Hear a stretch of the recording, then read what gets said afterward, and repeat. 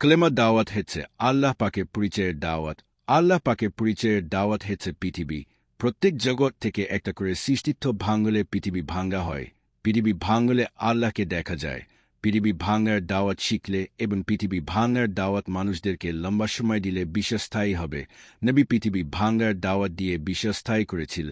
নবী পৃথিবী ভাঙার দাওয়াত দিয়ে সব শ্রেণীর মানুষদেরকে বিশ্বাস দিয়েছিল। পৃথিবী ভাঙার দাওয়াত শিখা হচ্ছে ক্লেমা শিখা। সমস্ত মানুষ প্রথমে পৃথিবী ভাঙার শিখতে হবে। পৃথিবী ভাঙার দাওয়াত লম্বা সময় দিয়ে বিশ্বস্থায়ী করতে হবে। পৃথিবী ভাঙার দাওয়াত দিলে অন্তরে হিসাব ছাড়া নূর আসে।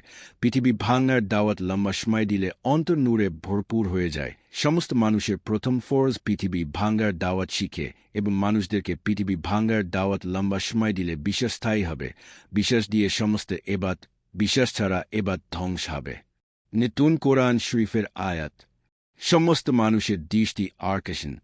প্রথম ফরজ কালেমা, দ্বিতীয় ফরজ নামাজ, তৃতীয় ফরজ রোজ, চতুর্থ ফরজ হজ, পঞ্চম ফরজ জাকাত, ষষ্ঠ ফরজ বিয়ে, সপ্তম ফরজ কোরবানি, অষ্টম ফরজ মন্তানকে আল্লাহর পরিচয় শিক্ষা দেওয়া, নবম ফরজ পুরুষরা দাড়ি রাখবে আর মহিলারা পর্দা করবে, দশম ফরজ গোসল কিভাবে করতে হয়, এগারোতম ফরজ খাওয়া দাওয়া কিভাবে করতে হয়, বারোতম ফরজ ব্যবসা বাণিজ্য কিভাবে করতে হয়, তেরোতম ফরজ ঘুম নিদ্রা কিভাবে যেতে হয়। সমস্ত ফরজ স্ট্রিক্টভাবে আদায় করতে হবে। সমস্ত ফরজ মিলে নতুন কোরআন শরীফ হয়েছে।